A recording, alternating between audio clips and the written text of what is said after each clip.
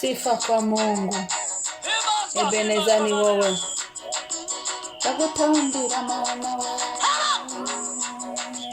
Ndagutambira mana we.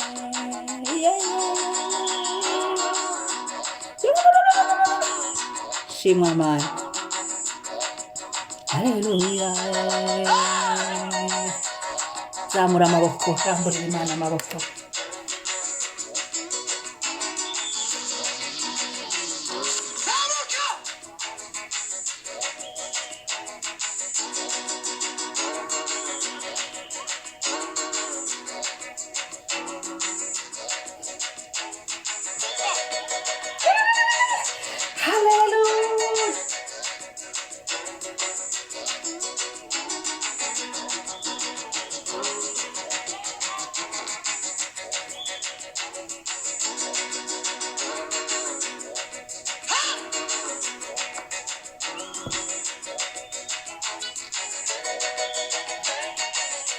Aho wankuye Mana ni kure, aho njyanye ni kure.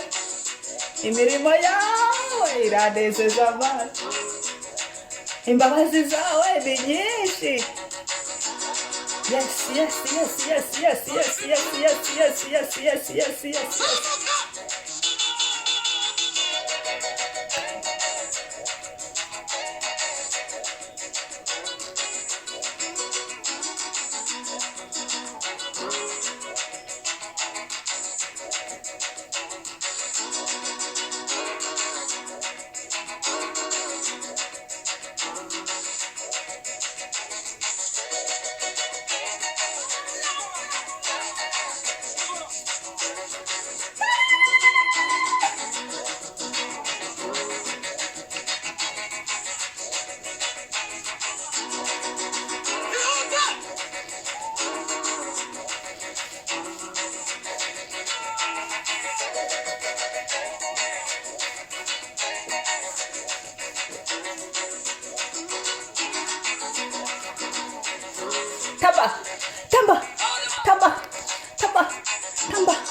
Tambira Yesu.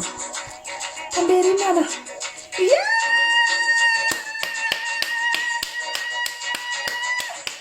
Yeah! Hallelujah! Shimwa Mana. Himbazwa.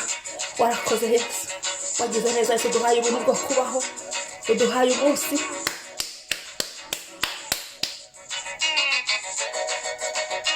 Hallelujah. Yeah, yeah, yeah, yeah, yeah, yeah, yeah, yeah, yeah, yeah, yeah. Hallelujah. Hallelujah. Kubyinira Imana ni byiza. Uzi kubyinira Imana, ukajya wumva ubwiza bw'Imana, ukajya wumva umunezero. Rimwe na rimwe ukumva ubuzi ibyo uvuga, kubera ko uri kubona urukundo rw'Imana, uri kwibuka imirimo, uri kwibuka ibyo Imana iri gukora, uri kubireba mu ngune enye z'isi, uri kureba ukuntu Uwiteka ari gukora. Ayi! Haleluya, mubera ibyo Imana iri gukora.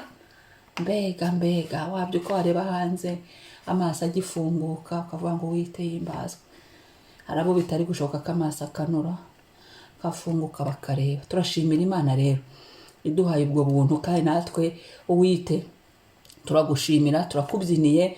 Ntago kuba twongeye kurama bigupfiriye ubusa, ntago tugupfiriye ubusa. Turakuramya, turagusingiza. Uyu munsi uhimbazwe. Amena. Singizwa. Reka dusome ijambo ry'Imana. Uyu munsi turajya muri Samweli wa mbere, igice cya 7 umurongo wa 12. Samweli wa mbere igice cya 7 umurongo wa 12. Ndakunda cyane. Ngo maze Samweli yenda ibuye arishinga hagati y'Imisipa n'Isheni, arihimba izina Ebenezeri. Ati Uwiteka yaratuzahuye kugeza na n'ubu. Haleluya. Uwiteka yaratuzahuye kugeza na n'ubu. Maze Samweli yenda ibuye arishinga hagati y'Imisipa n'Isheni, arihimba izina Ebenezeri. Ati Uwiteka yaratuzahuye kugeza na n'ubu. Ya. Amen. Imana ishimwe. Samweli, umutwe w'amagambo, kansubira inyuma gatoya. Umutwe w'amagambo w'iri jambo hano muri Samweli wa mbere, murongo wa 7 turasoma ku murongo wa 12, ariko umutwe w'amagambo w'iri jambo haravuga ngo Uwiteka akiza Abisiraheli amaboko y'Abafilisitiya. Uwiteka akiza Abisiraheli amaboko y'Abafilisitiya. Ndagira iki gitondo Uwiteka gukiza amaboko y'Abafilisitiya. Abafilisitiya bose bari barakwibasiye, Uwiteka abadukize, abagukize, abadukize. Ikitwa umufilisitiya uri mu buzima bwawe, wari wihishe, wakoraga ku karubanda, Uwiteka amugukize, amugukize nk'uko yakijije Abisiraheli amaboko y'Abafilisitiya. Amaboko yabo Uwiteka abadukize. Hari Abafilisitiya bakorera ku karubanda, hari Abafilisitiya bakorera bihishe, hari Abafilisitiya bakorera ku matelefone, hari Abafilisitiya cyo nzi cyo nuko ari Abafilisitiya. Icyo Uwiteka cyose abona nk'Abafilisitiya kiri mu buzima bwacu, kihishe mu buzima bwacu, cyaje mu buzima bwacu, Uwiteka akidukize, akidukize uyu munsi uhereye none. Nk'uko Samweli muri iri jambo isomye iki gice cyose cya 7 usanga Samweli akiri umucamanza w'Abisiraheli. Hano n'Abafilisitiya batsindirwaga mu maso y'Abisiraheli, ariko natwe Abafilisitiya bose batsindwa kugeza Yesu agarutse. Au nom de Jésus, amen.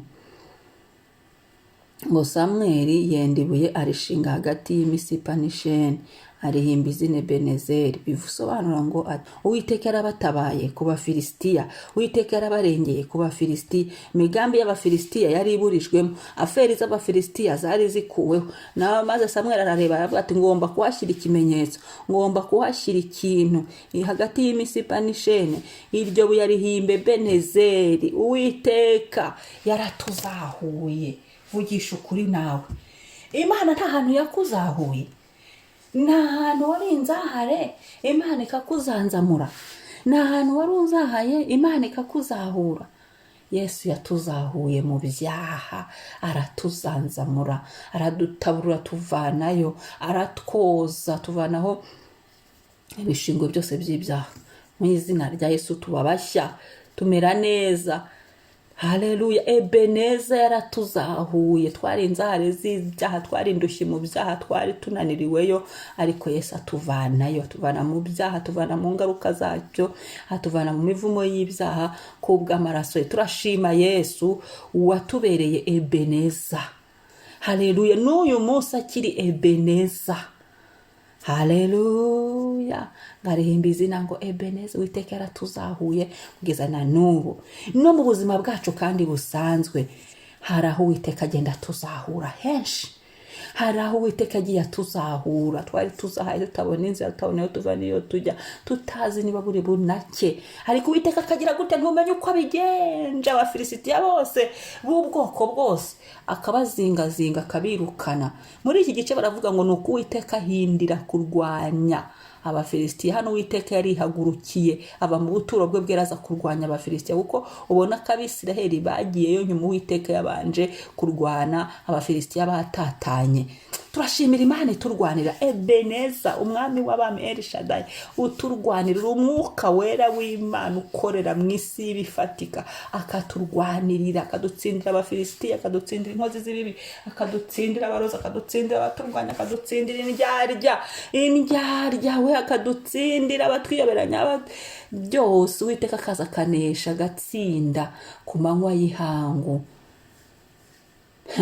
Ndashima Imana yambereye Ebeneza, yambereye Ebeneza. Ndashima Imana. Niyo mpamvu akano gasirimbo gashyiramo karirimba wibutse ko yabaye Ebeneza. Nawe utambe wibutse ko Uwiteka yakubereye Ebeneza, umubyinire, umuhimbaze, umunezerererwe, umushime. Bisobanura ngo Uwiteka yaratuzahuye kugeza na n'ubu akituzahura. N'uyu munsi Uwiteka agikora umurimo ukomeye muri twe. N'uyu munsi Uwiteka agikora mu isi yacu y'ibifatika imirimo ikomeye n'ibiyoroheje. Uwiteka akitugarukaho, Uwiteka agikora bikamenyekana, bikagaragara. N'uyu munsi turamushimira ko uyu munsi atubereye Ebeneza, turamushimira ko uyu munsi atuzahuye. Hari aho twari tutarazahuka, turashimira Imana ko naho ihibutse ikabituzahuye, ikabihageze kugira ngo ituzahure, tuzanzamure, tugirire neza mu izina rya Yesu Kristo. Mana ndagushimiye urakoze kutugarukaho, urakoze Yesu niwe buye rizima ryanzwe n'abubatsi, ariko ku Mana waratoranijwe.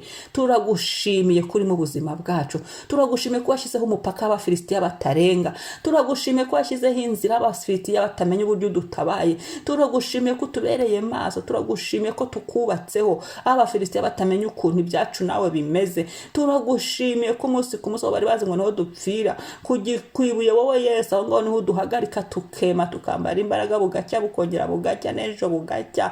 Turagushimiye Beneza, turagushimiye mwami w'abami igitare cyacu, turagushimiye Rishadayi Uwiteka kutuzahuye kandi ntubikoze uyu munsi gusa, ahubwo iminsi yacu yose yo kuba ngo kugeza na n'ubu tukiriho uragarutse, kandi uragarutse ngo tuzahure, urabikoze uyu munsi ngo tuzahure, twakire kuzahurwa nawe. Urakoze mwami, shimwa, singizwa, haleluya.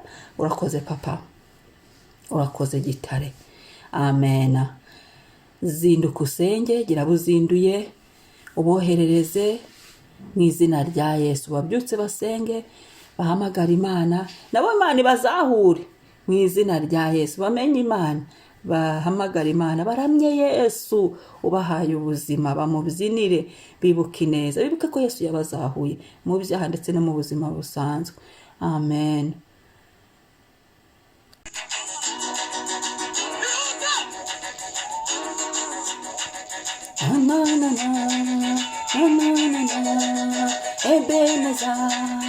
Ebeneza, ndagushimira, Ebeneza, ndaguhimbaza, Ebeneza, warakoze, Ebeneza, Ebeneza we, Ebeneza we, warakoze, Ebeneza, Ebeneza we, ndagushimiye, Elishadayi we, Elishadayi we, ndaguhimbaza we, Ebeneza we, Ebeneza we, Ebeneza we, Ebeneza we, Ebeneza we, Ebeneza we, Ebeneza we, Elishadayi we, ndagushimiye we, haleluya, haleluya, amena we, amena di, amena. Shalom, shalom, umunsi mwiza, mwari kumwe na Mama Ebenezer kuri mikro. Shalom.